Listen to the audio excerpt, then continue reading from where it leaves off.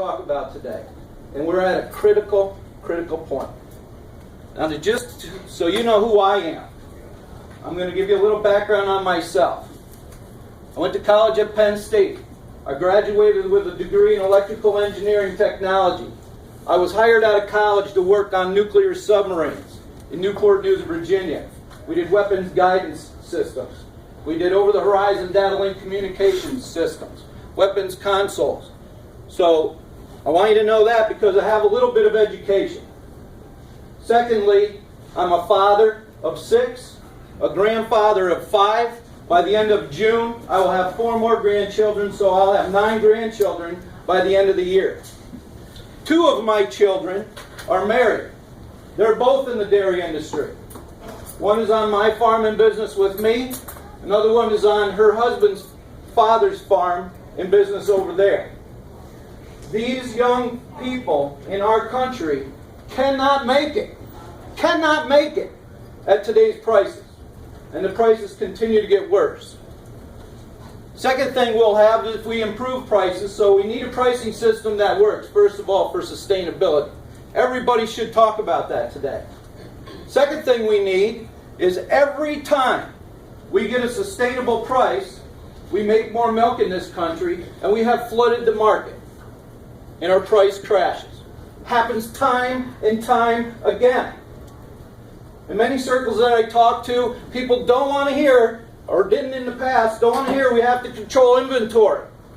Don't want to hear that we have a supply problem. We have a supply problem every time we make money. For no better reason than if I make some money, I can put fertilizer on my field. My crops will be better, my cows will milk more.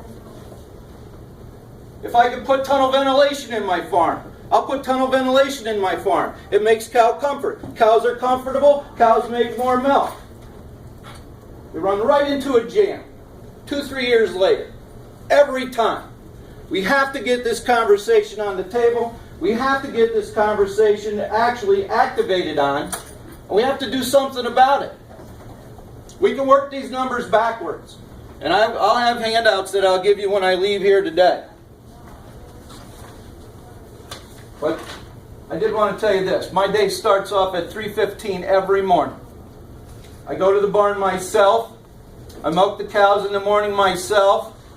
I get back to the house about 6 o'clock. I get on the school bus. I drive school bus. I get to the county courthouse. I am a county commissioner in Wayne County. I spend the day at the courthouse till 2:30. I get back on my school bus.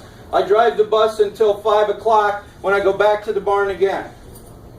I do have people that help me on the farm. My son-in-law is there, and when my son gets home from work, he's there.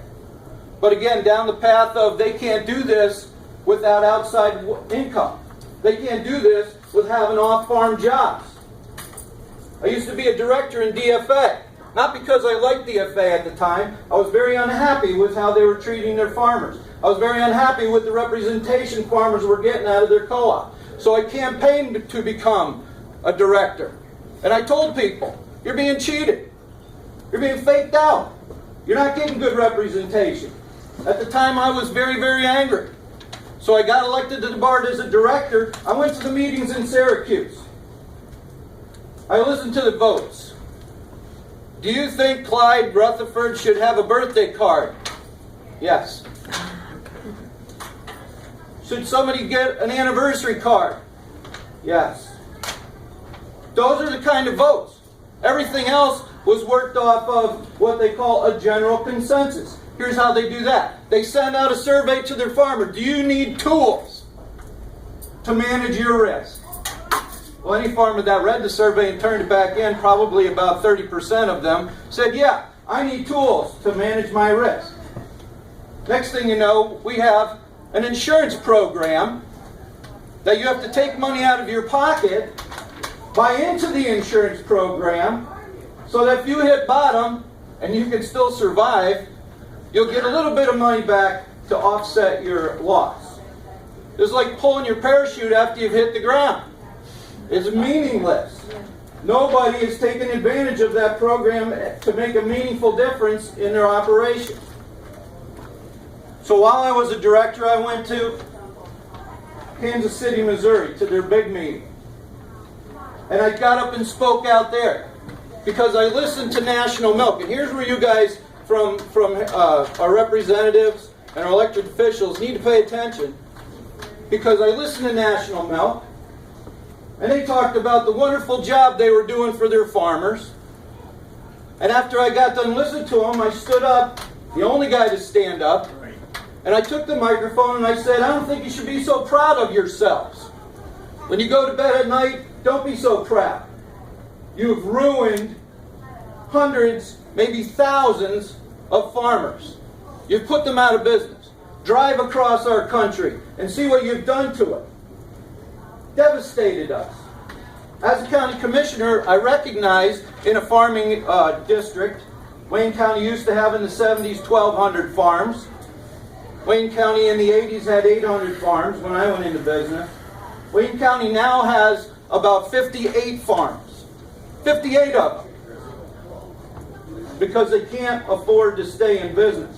Our country is being decimated in our food industry, and the economy that goes along with that in our local environments is being decimated. People can't pay their taxes. We're building houses all over our farms. There's a Bain report that says 40 years out we're going to have a problem feeding the people in the world. Well, guess what? We build houses all over our farms. We'll have a problem feeding the people in the world. That's for sure.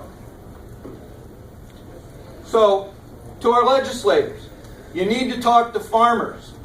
I know that National Milk says we represent the farmers. We talk to DFA all the time. And I'm not here to beat up on DFA. I sell milk to them now.